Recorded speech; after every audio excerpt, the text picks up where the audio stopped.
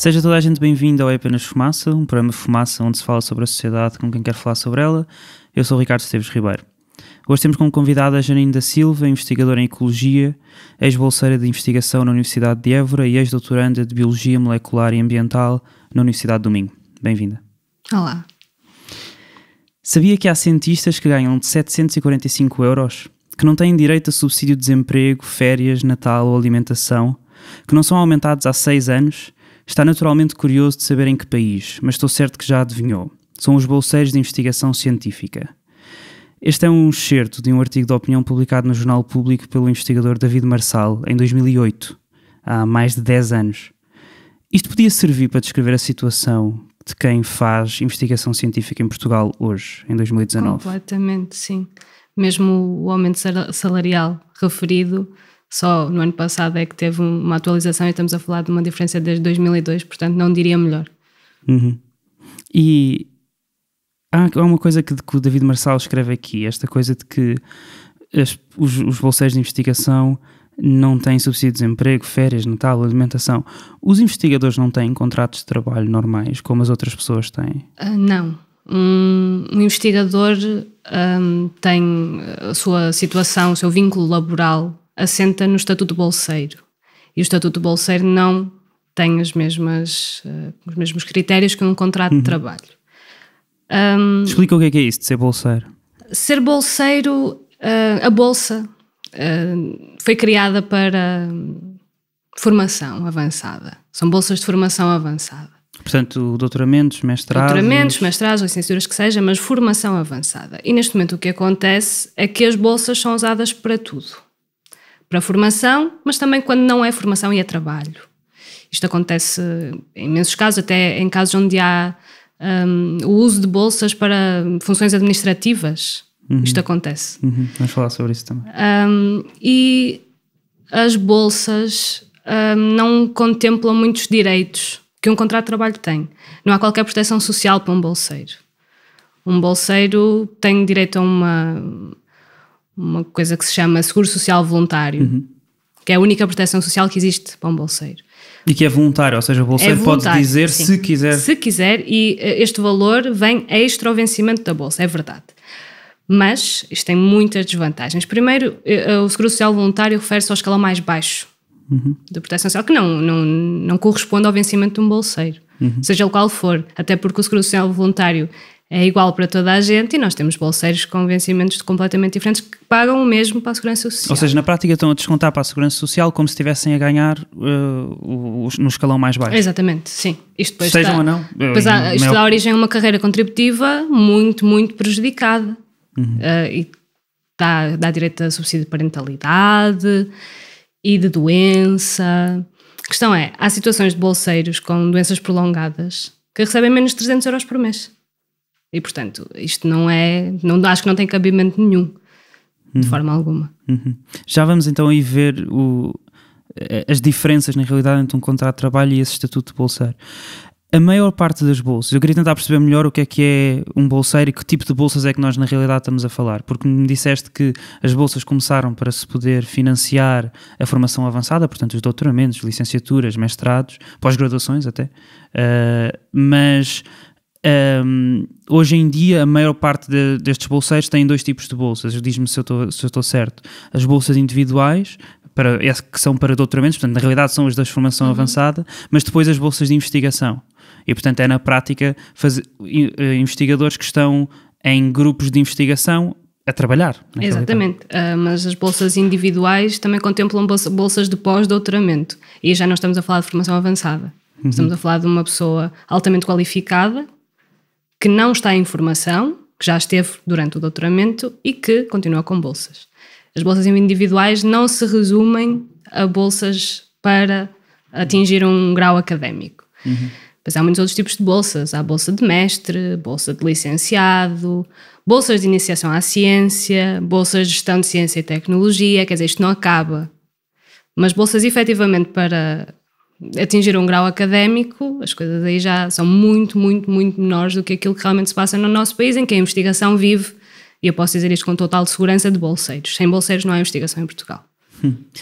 A Lei número 40/2004, que depois teve algumas alterações posteriores, regula o Estatuto de Bolseiro de Investigação. O artigo 12º fala sobre deveres dos bolseiros. Entre eles diz: cumprir pontualmente o plano de atividade estabelecido, não podendo este ser alterado unilateralmente.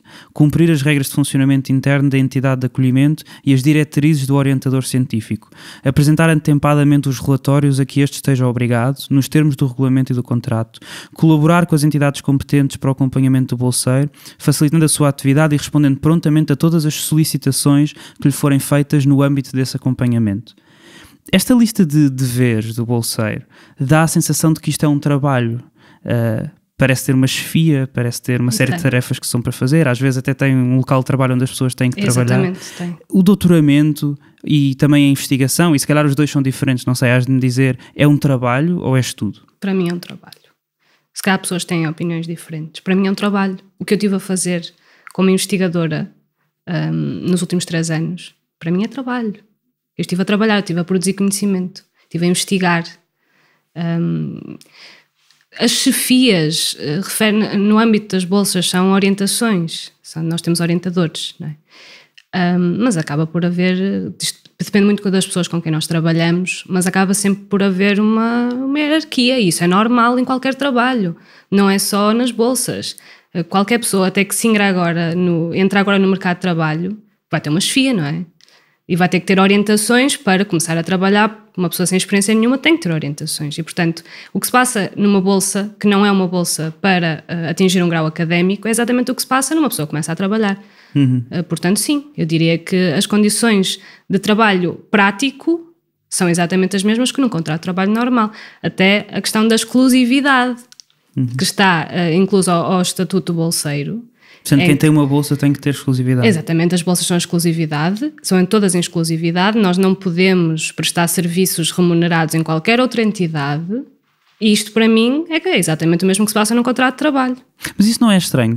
Que o Estado diga estas pessoas estas pessoas não estão a trabalhar e, portanto, como não estão a trabalhar, não têm um contrato, têm só uma bolsa, mas depois não as deixa trabalhar? Isto é estranho é. Eles deixam-nos trabalhar, nós trabalhamos, a questão está aí. Não lhes podes chamar trabalho, porque no estatuto não é trabalho, é bolsa.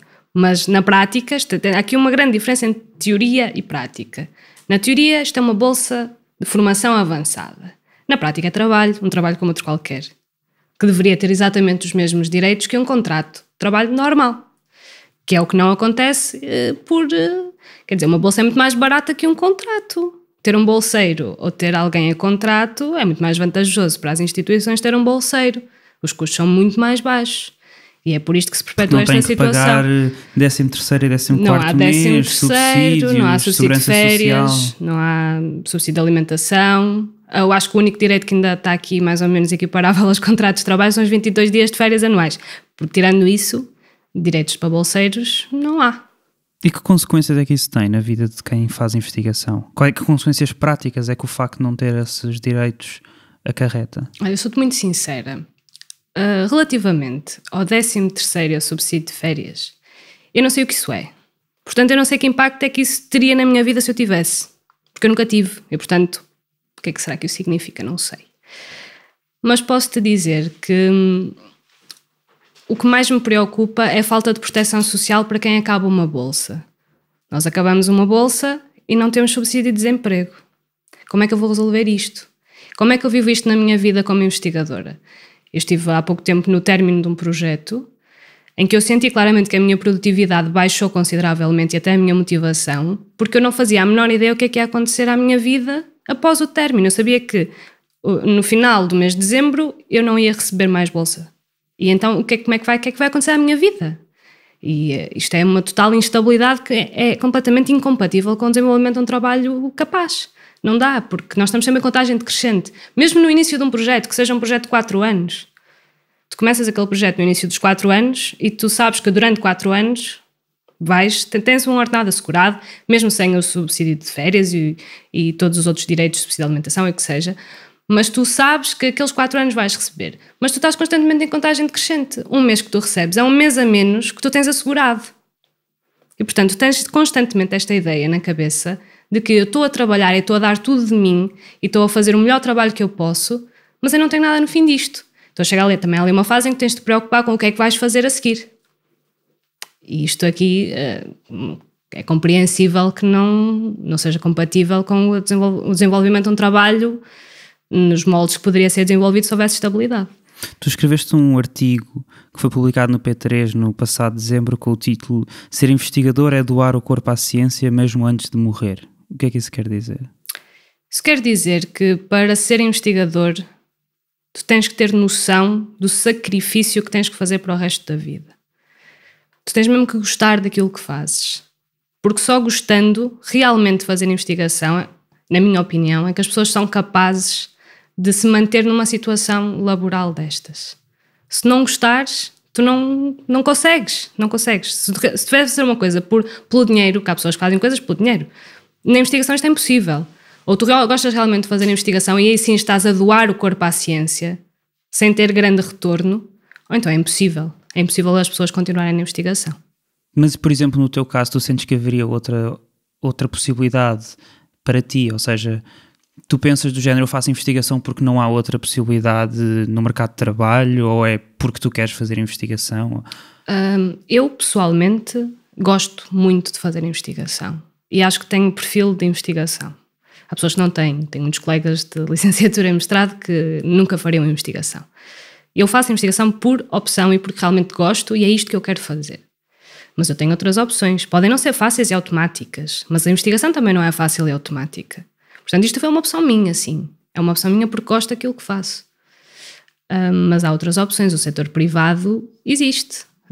Mas ainda assim, enquanto tu estás a fazer uma bolsa, a tua bolsa foi de quanto tempo em Évora, por exemplo? Eu entrei na bolsa no início de 2016.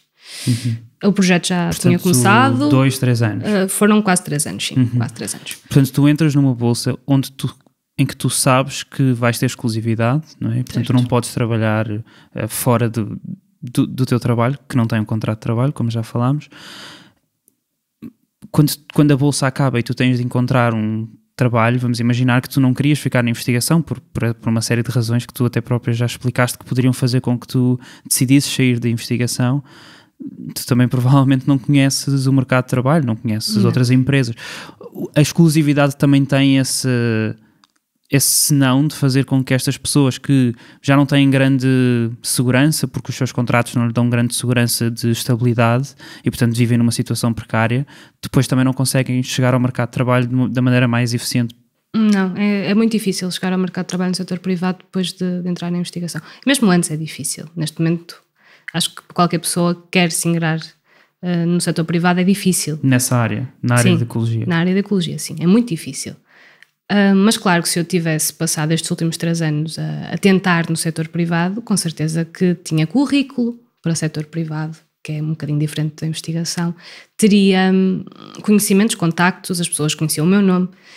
É coisa que eu não pude fazer ao longo deste tempo, exatamente pela exclusividade. Portanto, a academia vai buscar as pessoas, mantém-nas com condições completamente precárias, mas também não as deixa sair dali, não deixa alargar horizontes. Portanto, sim, acho que a exclusividade é uma desvantagem muito grande para quem pretende não fazer apenas e só a investigação e não se quer deixar ficar sujeito às condições que temos. E achas também uma desvantagem para quem pretende fazer investigação?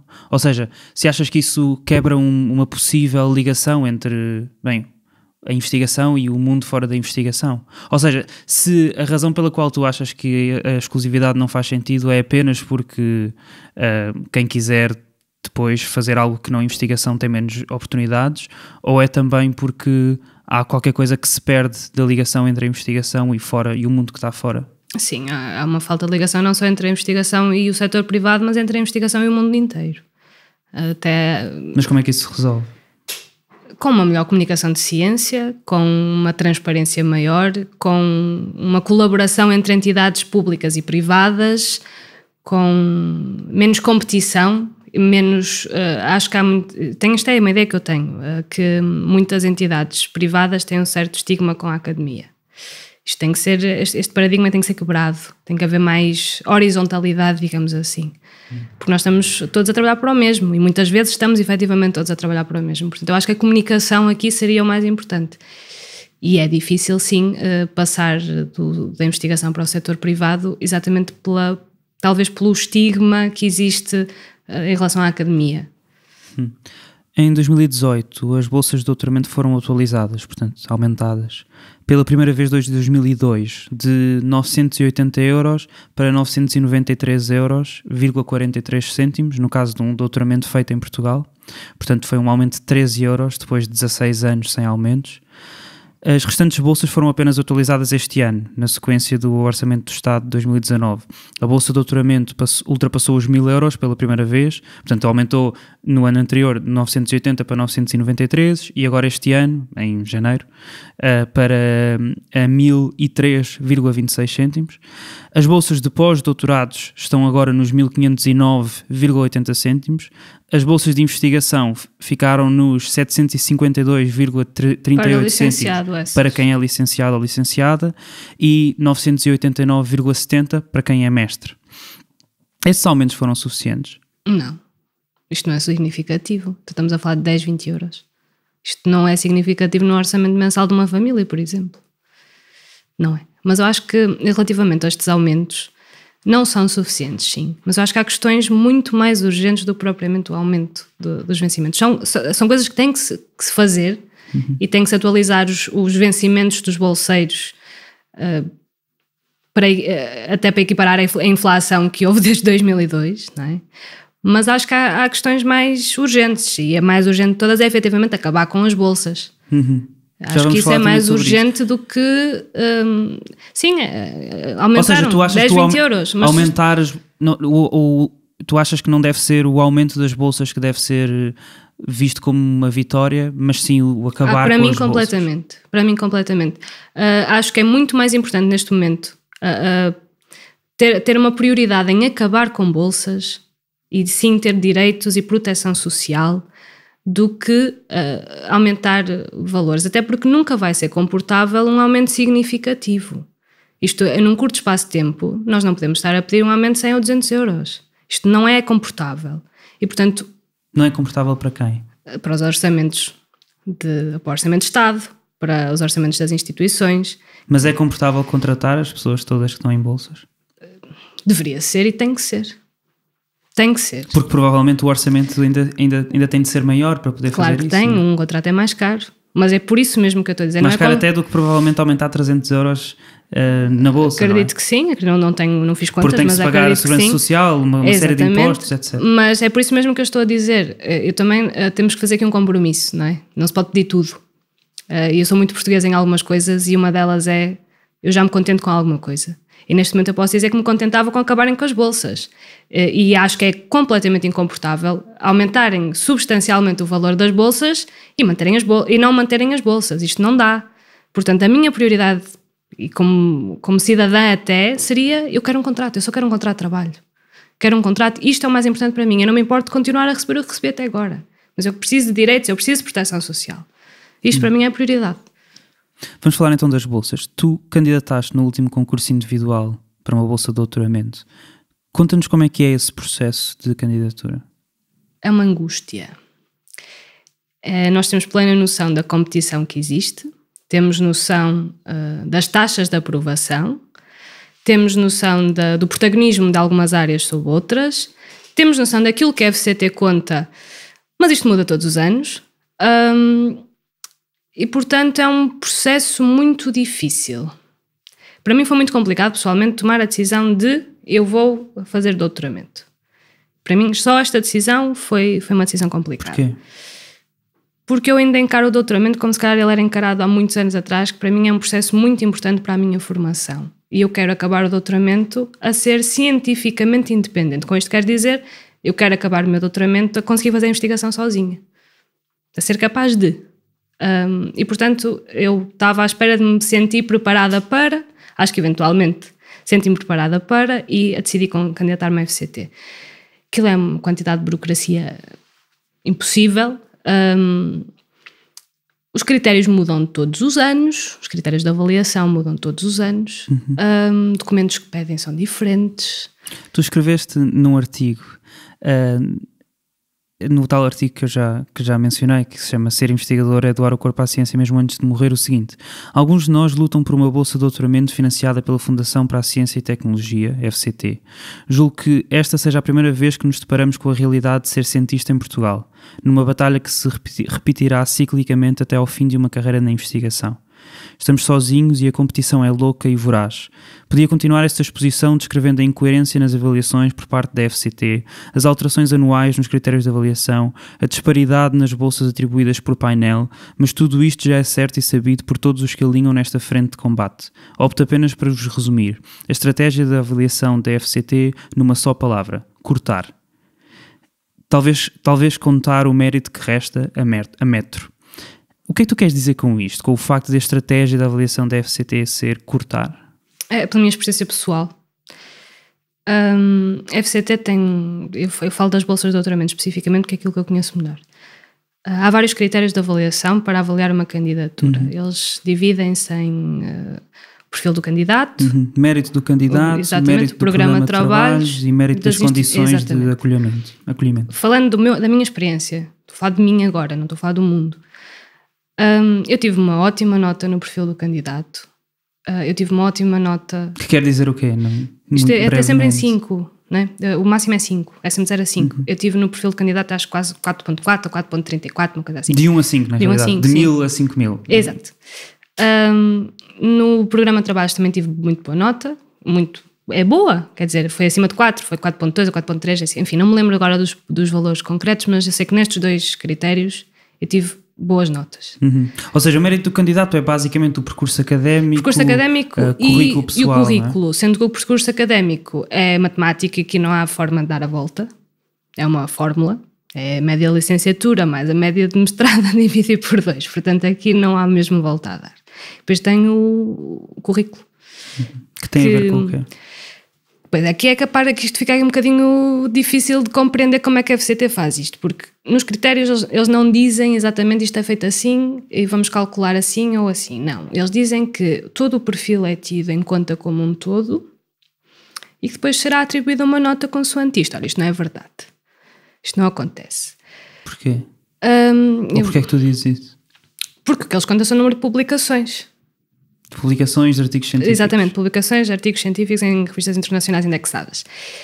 O que eu não acho mal, atenção, não é? Porque a investigação traduz em publicações, mas tens de ter em conta, principalmente numa bolsa de doutoramento, que o investigador tem início de carreira. Correto? Acho que sim, não é? É um investigador que chegou agora, quer fazer doutoramento, portanto tem início de carreira. E aqui sim, especialmente, há que ter em conta o percurso do candidato desde que acabou o mestrado. Isto é a minha opinião. Isto não é tido em conta, isto vai por número de publicações, tem em conta participações em congressos internacionais e nacionais. Mas o que é que tem que se fazer, por exemplo, para ter uma publicação? Ou não só para ter uma publicação numa dessas revistas, não é? Porque é só nas revistas, como estavas a dizer, que estão indexadas. O que é que se faz, não é? Toda a gente consegue fazer isso? Um investigador pressupõe-se que publique, sim. Mas é por mérito? É por... Como é que funciona para tu poderes ter uma coisa publicada? É o meu trabalho traduz em publicações. Uma publicação implica, há uma investigação, há uma escrita dessa investigação com os resultados, a discussão e os resultados a que se chegou, e esse trabalho é enviado para uma revista. Há todo um processo de revisão desse trabalho, que geralmente é muito longo. O artigo anda a saltar da equipa de investigação para a revista e anda assim até que realmente há um consenso em que o artigo é aceito e finalmente publicado. Mas isto é um processo muito moroso. Isto já é um processo após todo o trabalho de investigação prático, digamos assim. Há o trabalho de investigação prático, depois há a produção dos artigos científicos e depois ainda há todo o processo de aceitação dos artigos pelas revistas. Este processo demora imenso tempo. E é aí que eu estou a dizer que é preciso ter em conta o global do percurso das pessoas, principalmente quando estão em início de carreira, porque realmente isto é um processo que demora e se tu tens alguém que começou há 2 anos a fazer investigação, é normal que tenha artigos que estão submetidos a revistas ou que até estão aceitos mas ainda não foram publicados. Isto é normal, porque é um processo que demora. Isto não é tido em conta pela FCT. A FCT está publicado, tem o DOI, que é a identificação em web do artigo, ok, então vamos contar. Se não tem isto, é como se não existisse. Esse trabalho não existiu. E tu falavas também da ida a conferências.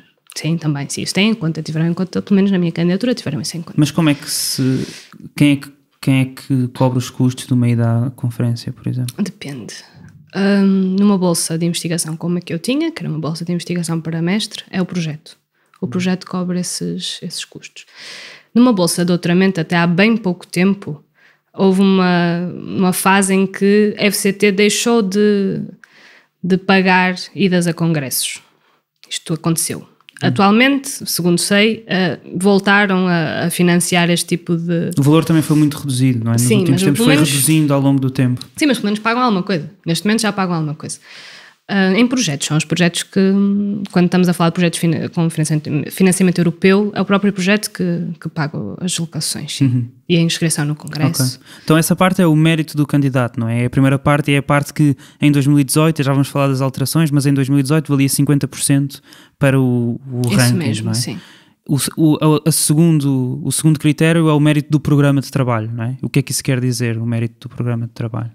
O mérito do programa de trabalho inclui várias coisas. Inclui a pertinência do trabalho. Tu propões um projeto. Tu propões um projeto, sim. Tu queres desenvolver, tens de responder a X questões, há um problema, tu tens objetivos para resolver esse problema e depois tens a metodologia com que vais resolver esse problema e os resultados que esperas. E é isto que se escreve.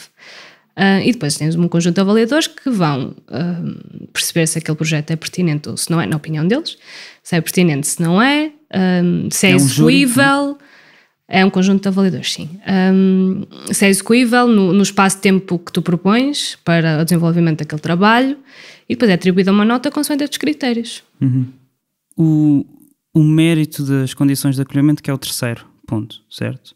Que quer dizer o quê? Quer dizer o mérito científico da instituição para a qual tu vais, onde tu vais fazer o doutoramento? É? Também. Isso inclui várias coisas. Inclui o mérito dos orientadores, o orientador e os possíveis co-orientadores. Inclui a avaliação do centro de investigação, onde pretendes desenvolver o trabalho, e a universidade onde vais fazer o doutoramento em si, a instituição que te acolhe como universidade. Inclui estas três coisas. Ok. Tu própria já disseste que estas regras já mudaram. Este método de avaliação que nós estamos aqui a falar, que era de 2018, é diferente do de 2017, por exemplo. Os critérios eram os mesmos, mas enquanto que o concurso de 2018 tinha uma ponderação de 50%, 25%, 25%, nestes 3 pontos, o de 2017 tinha 40%, 30%, 30%. E também era diferente do de 2015, que já só tinha 2 critérios e para o concurso de bolsas de doutoramento dividia a ponderação de 50% a 50%. E também era diferente do de 2013, que tinha novamente 3 critérios, 40%, 40%, 20%. E também é diferente do deste ano. De 2019? Sim, o que vai ser em 2019? Exatamente, sim. Porquê que isto está sempre a mudar? Não sei. Não faço ideia. Não há uma explicação. Eu não consigo, já procurei imensas vezes até em conversa com pessoas, não faço ideia. Não percebo porque é que isto muda. Não há um sentido para isto, pelo menos que eu conheça. Gostava muito que alguém me respondesse essa questão. Não consigo encontrar uma justificação plausível, e não só plausível, mas também não plausível, para isto acontecer. Não sei. Isto muda, é verdade, é um facto. Mas eu acho que às vezes tem ideia... Mas que implicações é que isso tem? Nenhumas. Tem implicação para cada pessoa como um indivíduo, porque se calhar eu tenho mais pontuação num determinado critério e menos no outro, e o meu amigo tem mais no que eu não tinha. Enfim, isto muda, tem consequências individualmente para cada pessoa. Por exemplo, vou dar o meu exemplo pessoal. Eu ano passado tinha uma classificação naquela parte de matemática que eu falei do percurso académico, que este ano é diferente. Ou seja, isso tem influência para mim por ter mudado individualmente. Porque a fórmula ano passado era uma, este ano é outra. Eu tenho as mesmas notas, mas tenho classificações diferentes no fim. Para mim tem essa influência. Que tem influência para pessoas, cada uma pessoa tem uma influência diferente consoante aquilo que é o seu trabalho. Mas eu não percebo no fundo, na base da questão, porque é que isto muda. Não faço ideia. E tu ganhaste a bolsa? Não. Por 38 centésimas, uma coisa assim. E o que é que tu podes fazer nesse caso? Então, eu posso usar a audiência prévia que é uma exposição muito sucinta daquilo que tu achas que pode estar mal avaliado. Às vezes há a indicação de que isto apenas serve para resolver questões administrativas, mas as pessoas, geralmente, pelo que eu sei, já em audiência prévia, incluem tudo aquilo que acham que não foi bem avaliado. Após o final dessa audiência prévia, saem os resultados finais das bolsas todas, ou seja, os resultados inicialmente são preliminares. Tu estás acima da linha de corte ou abaixo da linha de corte, mas é preliminar, só após a audiência prévia que os resultados são finais. Depois dos resultados serem os resultados finais, ainda podes recorrer da decisão, e aí sim é uma questão um bocadinho mais aprofundada e complexa. E demora consideravelmente mais tempo do que uma audiência prévia. Nós vamos falar sobre isso também. Eu gostava de ler-te e estou a citar, anúncio para a atribuição de uma bolsa de técnico de investigação, publicada no site da FCT, que é a Faculdade de Ciências e Tecnologia, que financia a maior parte destas bolsas que estamos a falar em Portugal. Foi publicada a 13 de julho de 2018, portanto há 7 meses.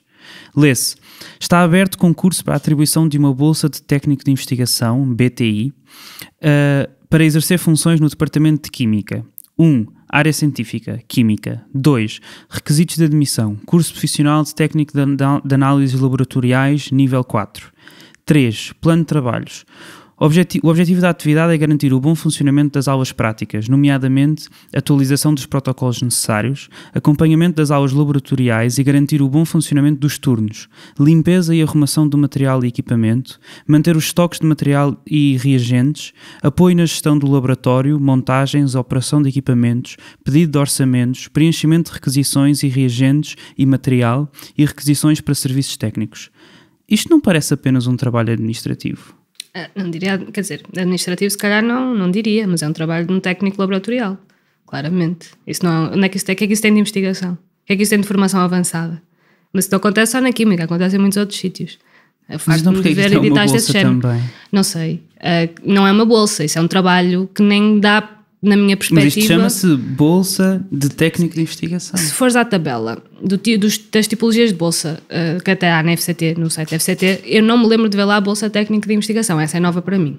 Diz. Até está escrito no regulamento da FCT, no regulamento que agora está em vigor, em 2019, ou pelo menos hoje em vigor. Sobre as bolsas de técnico de investigação, destinam-se a proporcionar formação complementar especializada em instituições científicas e tecnológicas portuguesas ou estrangeiras, de técnicos para apoio ao funcionamento e à manutenção de equipamentos e infraestrutura de caráter científico e a outras atividades relevantes para o sistema científico e tecnológico nacional. Porque eu não desconhecia totalmente essas bolsas. E qual é que é o vencimento dessas bolsas? O vencimento desta bolsa... Depende do grau. Depende do grau. Neste caso, como só é necessário... não é necessário sequer que a pessoa seja licenciada, é só necessário que tenha o curso profissional. Eu vou ler-te como é que continua este anúncio. Diz: 6. Duração da bolsa e regime de atividade. Duração de 12 meses, eventualmente renovável pelo mesmo período, com início previsto para 16 de setembro de 2018, em regime de exclusividade. 7. Valor do subsídio de manutenção mensal. O montante da bolsa corresponde a 565 €. Este valor foi, entretanto, aumentado em 2019, quando todas as bolsas foram aumentadas, e, portanto, se hoje este anúncio estivesse aberto, sim, seria 570 €. Portanto, teria aumentado 5 €. Continua a ser inferior ao ordenado mínimo. Teria aumentado 5 €. Não é? Portanto, esta pessoa trabalharia, se calhar trabalha hoje, com menos de 600 € por mês, em regime de exclusividade, com uma bolsa, sem contrato de trabalho, sem subsídio de Natal e sem subsídio de férias, sem descontar como trabalhador, e portanto não vai ter subsídio de desemprego se esta bolsa terminar. É uma calamidade. Isso já ultrapassa aquilo que eu acho sequer razoável, porque eu aguento isto porque gosto mesmo de fazer investigação, mas é completamente... é descabido para mim isso sequer ser uma opção e ser legal. É que eu não consigo compreender. Mas afinal não são só os investigadores que sofrem de precariedade na ciência, não é? Isso é mais uma forma de fugir aos contratos. Isso é uma forma de ter mão de obra barata. São aqueles espaçozinhos que há entre as gotas da chuva na legislação. E claro que as instituições os aproveitam porque são mais baratas, Mas isto, na verdade, nem tinha pleno... Eu conhecia já bolsas de técnico de investigação, mas geralmente era para mestres e licenciados. Ou seja, o vencimento equivale a uma bolsa de mestre, uma bolsa de licenciado, é a mesma coisa. Eu nem sabia, para ser muito sincera, que havia pessoas a receber menos que o ordenado mínimo por esse tipo de funções. Eu não fazia a menor ideia, neste momento estou revoltadíssima com isso. No programa de governo, num capítulo dedicado a reforçar o investimento em ciência e tecnologia, democratizando a inovação, lê-se: é agora fundamental recuperar a confiança no sistema de ciência e tecnologia e assegurar a previsibilidade dos incentivos públicos, garantindo um planeamento adequado das prioridades e um enquadramento conveniente das instituições e a gestão de carreiras, assim como o restabelecimento de clareza, transparência e regularidade no funcionamento dos agentes de política científica. Este objetivo é prioritário, juntamente com a garantia de que a ciência é considerada um direito inalienável de todos os portugueses. Tu achas que a ciência tem sido prioritária neste novo governo, neste governo que vai terminar no final deste ano? Eu acho que foi iniciado um caminho. Dizer prioridade é demais.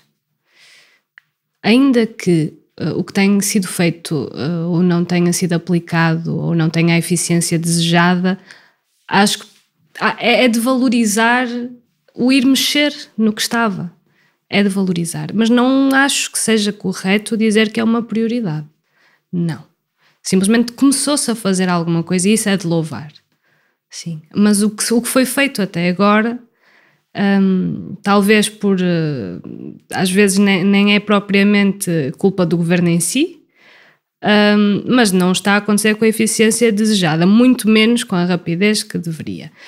Portanto, prioridade é demais mesmo. Uma das medidas que toca nisto que nós estamos a falar e que foi implementada por este governo, ou pelo menos que foi aprovada, foi a Lei número 112 de 2017, que foi a criação do PREV-PAP, o Programa de Regularização Extraordinária dos Vínculos Precários na Administração Pública, que tem como objetivo integrar precários e falsos recibos verdes do Estado, oferecendo-lhes contratos. Basicamente, regularizar. Não é uma nova contratação, é uma regularização de uma contratação que era ilegal, na realidade. Em setembro do ano passado, o Pedro Miguel Santos, do FUMASA, entrevistou o deputado do Bloco de Esquerda, José Soeiro, sobre como o PREV-PAP está a ser aplicado à ciência e ao ensino superior. Vamos ouvir. No ensino superior há um boicote relativamente aos docentes e aos investigadores, porque tu vais ao pessoal não docente, os que não são investigadores, os funcionários, digamos assim, e os pareceres são genericamente e maioritariamente positivos. Já tiveram pareceres positivos, alguns já foram regularizados, já têm um contrato. Em relação aos docentes e aos investigadores, o entendimento das reitorias e que o governo não quer afrontar as reitorias porque escuda-se na ideia de que a universidade tem uma autonomia e o governo só está lá para ser o eco da opinião dos reitores. As reitorias dizem que não têm dinheiro, que não foi feita a dotação orçamental por parte do governo. Mas é mentira, porque, por exemplo, a Universidade do Porto tem milhões de excedente todos os anos. E não fez ainda nenhuma, não abriu nenhum concurso. Não, eles são contra por uma questão de modelo. Eles acham que o PREV-PAP não se deve aplicar ao recrutamento de docentes. 2, eles acham que se recrutarem investigadores ficam com menos maleabilidade para gerirem, como têm gerido, os projetos de investigação científica. Existe um boicote dos reitores à integração de investigadores? De alguns, a maior parte. Há exceções, mas sim, claramente. Há uma resistência enorme das universidades a integrar investigadores. Eu acho que isto tem vários motivos, que para mim não são de todo legítimos. Passam por, às vezes, dinâmicas de poder dentro das universidades, porque os reitores fazem muito bem aquilo que lhes apetece com o orçamento que é dado às instituições, e vão canalizá-los muitas vezes para a abertura, por exemplo, de lugares para professores catedráticos. Ora, o que é que nós vamos dar prioridade aqui? Pessoas com alguma maturidade na carreira que simplesmente tiveram a sua carreira congelada, é verdade, e não é muito comum abrirem lugares para professores catedráticos, por exemplo, ou vamos dar prioridade aos milhares de investigadores com os seus 35 a 45 anos, que estão há muitos anos com vínculos precários. Quer dizer, para mim seria automático dizer, vamos às camadas mais jovens, onde a precariedade é extremamente forte e não vamos estar aqui muito preocupados com, por exemplo, abrir lugares para professores catedráticos. Isto seria a minha opinião, mas não é claramente a opinião da maior parte dos reitores do nosso país. Para além disso, eu acho que há uma certa resistência, porque o nosso corpo docente do ensino superior está muito envelhecido. E eu acho que há uma certa resistência em deixar entrar gente nova na academia. É muito raro abrir. A academia está muito fechada há muitos anos. É muito raro abrir lugares novos. Eu acho que há um certo receio por parte do poder instalado de deixar chegar gente nova que se dedicou, se calhar, à investigação a vida toda e que tem um currículo de investigação incrível. Eu acho que há muita resistência por isto. Há um certo, vamos-lhe chamar, desconfiança para com os investigadores, que deveriam ser investigadores de carreira e não são. São bolseiros, que seja. Mas há uma resistência por isto. O currículo de um investigador que se dedica inteiramente à investigação e exclusivamente à investigação e não também à docência, quer dizer, há aqui uma certa desconfiança. Houve mais tempo para. Um comunicado do Conselho de Reitores das Universidades Portuguesas, o CRUP, que foi feito em 6 de março de 2018, diz: o CRUP entende que o PREV-PAP, que é o tal Programa de Regularização de Vínculos Precários na Administração Pública, constitui um procedimento que não garante o princípio do mérito como critério de entrada na administração pública. Não obstante, a missão das universidades pressupõe uma rotação elevada dos seus investigadores e bolseiros, o que exige uma formação especializada dependente de durações temporais elevadas, que não deverá ser confundida com necessidades permanentes. A questão é que isso não acontece. Se isso realmente fosse verdade e que a rotação de investigadores fosse vantajosa para a investigação ou para o que fosse, se isso realmente acontecesse na prática, eu não tinha nada a dizer sobre isso, mas isso não é de todo verdade. O que acontece é que há imensos e a maior parte dos postos permanentes nas universidades são mantidos por bolsas. E são postos permanentes, que são... Eu conheço pessoas que trabalham há 20 anos na mesma instituição com bolsa atrás de bolsa atrás de bolsa, e isto não muda. Portanto, isso não é verdade, isso não é o que se passa na realidade. Se assim fosse, se realmente a investigação ganhasse da rotação de investigadores, claro que mentes novas ideias diferentes, métodos de trabalho diferentes, mas isto não acontece, não é verdade. As pessoas alojam-se ali e ali ficam com o que têm. Um outro das medidas que este governo fez foi o concurso Estímulo ao Emprego Científico de 2017. Portanto, neste caso já não era uma regularização de uma situação ilegal, era o estímulo à contratação ou pelo menos teoricamente, à contratação de doutorados, que estariam ou desempregados ou em bolsas de investigação. Teve cerca de 3.500 candidaturas o concurso de 2017, que foi o único que terminou agora. O 2018 ainda está no início. Não, terminou de 2018, terminou há 2 dias. Ok. Mas foram apenas oferecidos 515 contratos de trabalho. Ou seja, houve 3.500 pessoas que ficaram de fora. Pelos vistos, ainda não é agora que isto se vai resolver. Não, de todo. Então, agora ainda são menos as bolsas para atribuir. As bolsas não. Os contratos para atribuir ainda são menos neste concurso. Não, claro que não vai ficar.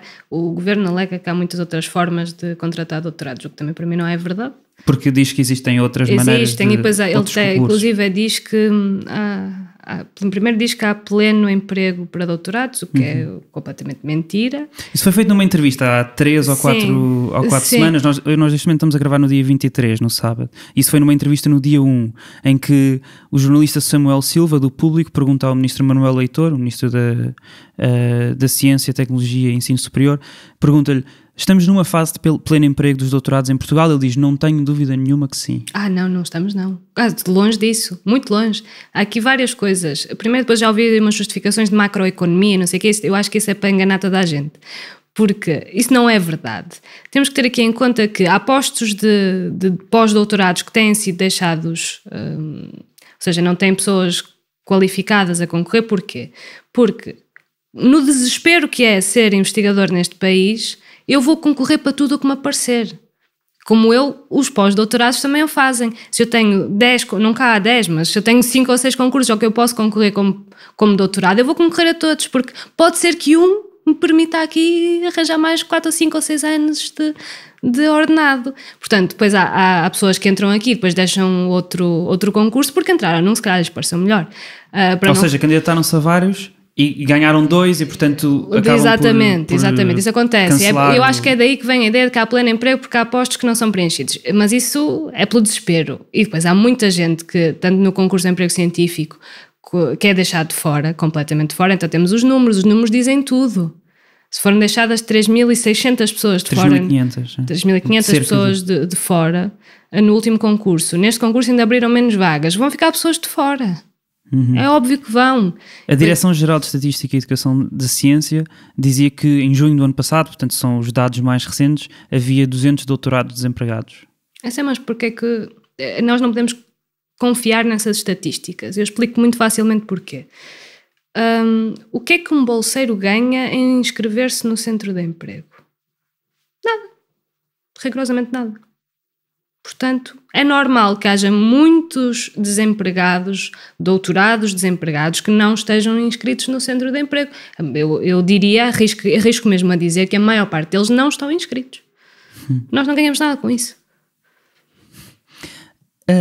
Numa carta aberta, exatamente por causa desta entrevista, que foi publicada a 3 de fevereiro, portanto 2 dias depois da entrevista, a Associação de Bolseiros de Investigação Científica, a ABIC, escreveu: não ter dúvidas de que há pleno emprego entre os doutorados é uma afronta. É uma afronta porque, em consequência direta de sua má gestão do processo, houve alguns concursos específicos que ficaram por preencher. É uma afronta a todos aqueles que esperam mais de 2 anos para que esses concursos abram. É uma afronta a todos aqueles que esperam há muitos meses pelo início do seu contrato já ganho. É uma afronta a todos aqueles que, encontrando-se desempregados e a concorrerem a tudo quanto é concurso, continuam desempregados. Tu concordas que é uma afronta? Eu concordo plenamente. Isso ofendeu-me a mim, eu não sou doutorado. Como solidária com doutorados desempregados e doutorados em situações precárias que não deveriam estar. São a mão de obra mais qualificada que existe neste país e estamos a precarizar a mão de obra mais qualificada que temos. Sim, é uma afronta. Até para mim é uma afronta. Ontem mesmo, no dia 22 de fevereiro, o ministro Manuel Leitor disse à agência Lusa que, apesar de estarem a integrar-se e a contratar-se doutorados através do PrEFPAP e através também deste concurso de estímulo ao emprego científico, mais a norma transitória de que falámos, as bolsas para pós-doutorados vão continuar, apesar de que com duração reduzida e uma atribuição mais limitada. Portanto, vão passar a ter uma duração máxima de 3 anos e não vão poder ser atribuídas da maneira que eram. O ministro justifica desta maneira: as alterações devem ser graduais, não devem ser radicais e os processos bruscos. O governo está a vangloriar-se por terminar com a precariedade enquanto contrata precários ao mesmo tempo? Não sei se estará a vangloriar-se, não sei se essa será a palavra certa. O que eu acho é que há aqui muita coisa que está a ser feita de uma forma bastante ambígua e que abre espaço a que a lei continue a permitir a precarização da investigação. Mas o ministro diz que quer acabar com a precariedade e por isso é que criou o PrEFPAP, por isso é que cria isto. Acredito plenamente. Mas ao mesmo tempo continua com estas bolsas de pós-doutoramento, não é? Porque não quer fazer, como ele diz, um processo brusco ou um processo radical. Não quer fazer um processo brusco ou um processo radical. Então vai manter bolsas pós-doc, não é? Que agora são de 3 anos, mas não abre concursos. O FCT não abre concursos a bolsas pós-doc. Eu nem sei bem há quantos anos, mas arriscaria 2. Portanto, estamos a falar de bolsas pós-doc financiadas por que entidade? De onde é que vêm essas bolsas pós-doc? Para quem são essas bolsas pós-doc? Porque vamos lá ver. Uma bolsa pós-doc assume que se dirige a um investigador que acabou o doutoramento há pouco tempo. No concurso de emprego científico, há os investigadores júnior. Há a primeira base mais... o setor mais baixo é o investigador júnior, então esse concurso de emprego científico é para quem? Então isto não está a ser coerente na minha cabeça. Estamos a falar de bolsas pós-doc que foram justificadas até com independência e autonomia em fazer a investigação que são necessárias para ganhar independência científica, coisa que para mim é totalmente descabido, e depois há um concurso de emprego científico que efetivamente envolve um contrato esse a termo, continua a ser precário, e existe os investigadores júnior. Então, mas o que é que diferencia uma bolsa pós-doc? Quem é que vai concorrer a uma bolsa pós-doc? Quem é que vai concorrer aos investigadores júnior? Quer dizer, isto para mim é tudo um bocadinho ambíguo e não está nada claro. Não é claro para ninguém, acho eu. Portanto, sim, continuo a dizer o que disse há pouco, que este governo pelo menos está a tentar, ou está-se a iniciar alguma coisa, mas isto está muito, muito longe de resolver a precariedade. Muito, muito longe. Isto não está a resolver nada, isto está a substituir estas medidas estão a substituir bolsas de investigação por contratos a termo, continuam a ser precários. Ok, tenho proteção social, mas continua a ser um contrato a termo. Isto não permite a integração numa carreira na investigação. E pelos vistos para um número muito pequeno de pessoas. Um número muito pequeno, que até chegar aos 5.000 que ele anunciou, eu não sei muito bem quando é que isto vai acontecer, ou sequer se vai acontecer. Ele diz que vai ultrapassar até não outubro. Não vai, isto é impossível. Achas que não? Não acreditas? Porque os contratos até do primeiro concurso de 2017, muitos deles ainda não foram assinados e estamos quase no final da legislatura. Dizer, isto não pode acontecer. Vamos falar sobre isso. O tal concurso estímulo que foi anunciado em dezembro de 2017, apenas abriu as candidaturas no início de 2018. Publicou a lista dos 500 investigadores e investigadoras com recomendação para receberem um contrato a 17 de setembro de 2018. Mas só dia 6 de fevereiro, portanto quase 5 meses depois dos resultados e mais de um ano depois de anunciado o programa oficialmente, é que soube os resultados finais, depois dos recursos, etc. Entretanto, centenas de investigadores ficam à espera por assinar contratos e ficaram sem qualquer rendimento, denunciou a Sandra Pereira, que é a presidente da ABIC. É normal esta espera toda? Normal não é, mas é o que acontece. Não diria normal, porque as pessoas ficam com a vida em suspenso. Eu não sei, ok, eu até se calhar tive sorte de conseguir aquele contrato ou aquela bolsa de doutoramento. Mas eu já sei, porque isto é tão norma, apesar de não ser normal em Portugal, que eu já sei que vou demorar meio ano ou um ano, ou seja lá o que for, a receber. Há pessoas que principalmente aqui há já alguns anos, talvez uns 6 anos, 5, 6 anos, que tinha a FCT a dever-lhe valores à volta dos 5.000, 7.000 euros. Isto são imensos meses de atraso no pagamento. Ou seja, as pessoas, é-lhes atribuído o vencimento, é-lhes atribuído um contrato, seja de bolsa, seja um contrato de trabalho, mas depois demora imenso até que toda a burocracia necessária seja processada e as pessoas efetivamente recebam. Então como é que se vive nestes meses? A EDP não faz pausa nas continhas da luz. Como é que se faz? Como é que se faz? Não sei. Com ajuda, com o que nós como investigadores, pelo menos eu falo como é que eu tenho feito, que estou sempre a pensar, ok, eu se calhar vou estar 1 ou 2 meses ou 3 ou 4 sem receber e portanto passei todos os meses que estive a receber a juntar o máximo possível para me conseguir aguentar até receber outra vez. Eu calculo que seja assim. Portanto é preciso ter poupanças para ser investigador. É preciso ter poupanças quando tu consegues ter poupanças. Porque um exemplo muito claro, uma bolsa de mestre, neste momento sou de 1989, para mim era 1980, enfim. Vamos lá fazer aqui uns cálculos muito por alto. Vamos pensar numa pessoa a tentar pagar uma renda em Lisboa e a receber 980 euros mensais. Será que consegue poupar? Eu tenho muitas dúvidas. Eu não vivia em Lisboa, se cá tivesse a sorte, e consegui poupar para me manter nos meses em que não recebo. E essas pessoas? Será que conseguiram poupar alguma coisa? Eu tenho muitas dúvidas, eu não sei como é que as pessoas fazem. E isto não é tido em conta o dia-a-dia do investigador, principalmente nos meses todos em que fica à espera e a vida fica em suspenso. Isto não é tido em conta por ninguém. Porque isto não é uma questão de simplesmente nós estamos aqui a assinar uns papéis e a tirar umas fotocópias e eles que esperem. Não, isto não é assim. Há contas para pagar, as pessoas têm que comer, as pessoas têm que viver. E isto não é possível assim. A vida das pessoas ficam realmente em pausa. E a questão é, o contrato inicia-se numa data X e as pessoas têm que cumprir o programa de trabalhos a partir dessa data, mesmo sem estar a receber. Isto não é compatível com ir fazer outro trabalho remunerado. Portanto, eu não sei como é que se vive. Espero nunca ter que saber, mas continuando na investigação e continuando as coisas como estiveram até agora, provavelmente saberei dentro de uns tempos. E como é que se planeia o futuro? Como é que se pensa em construir família? Como é que isso acontece? Há pessoas que arriscam. Há pessoas que vão numa de vamos viver um dia de cada vez e não vamos planear muito, porque planeamento familiar é impossível quando tu não sabes o que é que vai ser de ti daqui no máximo a 4, 6 anos. Eu não sei, portanto, eu não posso planear. Eu tenho que viver um dia de cada vez e esperar pelo melhor. Planear é impossível. Ou arriscas e vais e não sabes o que é que te vai acontecer, mas arriscas na mesma, ou então não planeias e não vais. Isto depende depois da personalidade de cada pessoa, mas planear é impossível, não dá para planear. É tudo muito incerto, não existe estabilidade. Sem estabilidade, como é que se planeia? Quer dizer, nós não existimos no sistema fiscal português. Eu, se quiser Uma coisa muito simples, nem vou falar em empréstimos bancários, vou falar uma coisa bastante mais simples. Aquelas pessoas que às vezes tentam vender cartões de crédito no shopping, que seja. Eu geralmente ouço as pessoas, é o trabalho delas e respeito imenso o trabalho delas. A partir do momento em que eu digo eu sou bolseira de investigação, ok, então não dá, peço imensa desculpa por ter incomodado, até à próxima.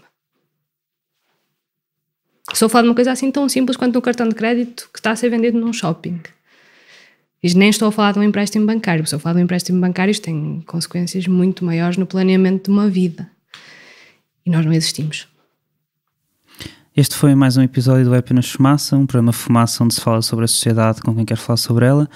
Muito obrigado, Janine da Silva, investigadora em Ecologia. Esta entrevista foi preparada por mim, Ricardo Esteves Ribeiro, pela Maria Almeida e pelo Pedro Miguel Santos. O Bernardo Afonso fez a edição de som e vídeo. Obrigado também a todas as pessoas que nos enviaram sugestões de temas e perguntas para este episódio. E foram muita gente. Eu vou tentar dizer os nomes de toda a gente.